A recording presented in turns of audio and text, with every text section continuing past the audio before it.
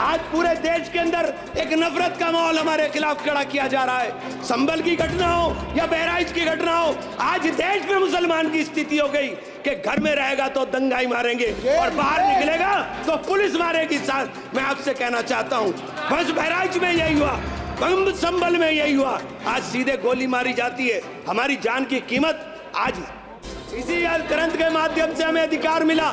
आज हमारे अधिकारों के ऊपर कुठाराघात हो रहा है। वक्फ के नाम के ऊपर, वक्फ के नाम पे हमारी संपत्ति छीनने की साजिश की जा रही है। आज हमें पूरे तरीके से जगदम्बिका पाल साहब ने हमारे माननीय नहीं अभी बैठो सुनो, सुनना भी रखो। वक्फ के नाम के ऊपर हमारी प्रॉपर्टी छीनने की साजिश की जा रही है। वक्फ कानून ला करके सारी प्रॉपर्टी हड़पना चाहते हैं। संविधान की ऊपर चर्चा करने के लिए आपने मुझे मौका दिया।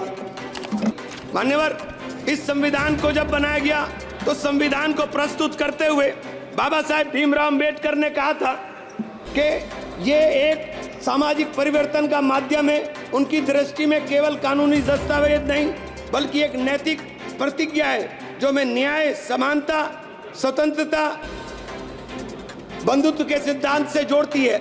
आज इस पवित्र ग्रंथ के संरक्षक के रूप में हमें अपने इन आदर्शों के प्रति अपने संकल्प को दोहराना चाहिए।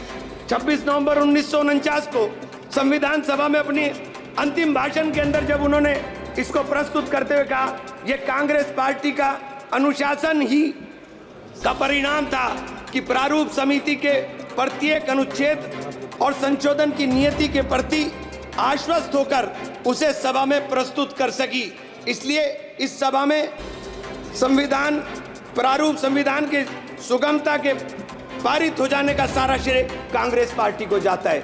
हम लोग संविधान को बनाने वाले लोग हैं, हम संविधान को बनाने वाले, मानने वाले और संविधान को अपने सीने से लगाने वाले हैं। किसी के लिए एक किताब हो सकती है, लेकिन हमारे लिए तो एक पवित्र ग्रंथ है। इसी ग्रंथ के माध्यम से हमें देश के अंदर बराबरी का अधिकार मिला। मान्यवर 2 मिनट इसी ग्रंथ के माध्यम से हमें अधिकार मिला। आज हमारे अधिकारों के ऊपर कुठाराघात हो रहा है। वक्फ के नाम के ऊपर, वक्फ के नाम पे हमारी संपत्ति छीनने की साजिश की जा रही है। आज हमें पूरे तरीके से जगदम्बिका पाल साहब ने हमारे माननीय नहीं अभी बैठो सुनो, सुनना भी रखो। वक्फ के नाम के ऊपर हमारी प्रॉपर्टी छीनने की साजिश की जा रही है। वक्फ कानून ला करके सारी प्रॉपर्टी हड़पना चाहते हैं। आज पूरे देश के अंदर एक नफरत का माहौल हमारे खिलाफ खड़ा किया जा रहा है।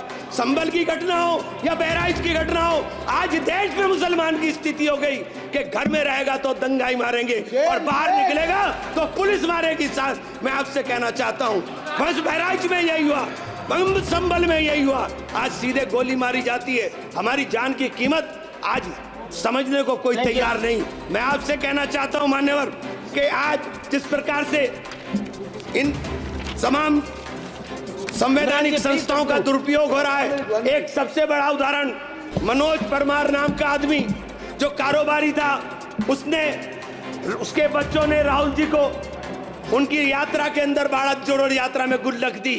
उसके घर पर ईडी की रेड हुई, उसने सुसाइड किया, अपनी पत्नी के साथ सुसाइड किया और सुसाइड नोट में लिखा कि ईडी के अधिकारी ने उसके कंधे पर पैर रखकर कहा कि तुम भाजपा ज्वाइन कर लो, प्लीज तुम भाजपा ज्वाइन कर लो। मैं कंक्लूड कर रहा हूं सर, तुम भाजपा ज्वाइन कर लो, तुम्हारी जान बच जाएगी। आज ईडी और सीबीआई का इस्तेमाल हमें डराने के लिए होगा। आज ईडी और सीबीआई का इस्तेमाल इन तमाम आवाजों को चुप करने के लिए होगा। ये संविधान के पावन मौके पर जब हम संविधान के पर चर्चा कर रहे हैं तो हम इस संविधान की चर्चा में कहना चाहता हूं कि संविधान, मान्यवर माइक बंद हो गया, 1 मिनट कंक्लूड, 1 मिनट करो बात करो। मैं आपसे कहना चाहता हूं कि हम संविधान को अगर अंगीकार करने की बात कर रहे हैं, हम देश के अंदर अगर संविधान के रक्षक के रूप में ये पूरा का पूरा सदन क्रॉस द पार्टीज खड़ा हुआ है, तो मैं आपसे कहना चाहता हूं कि आज आपने, क्योंकि मुझे आपसे इजाजत चाहता हूं, माननीय, धन्यवाद।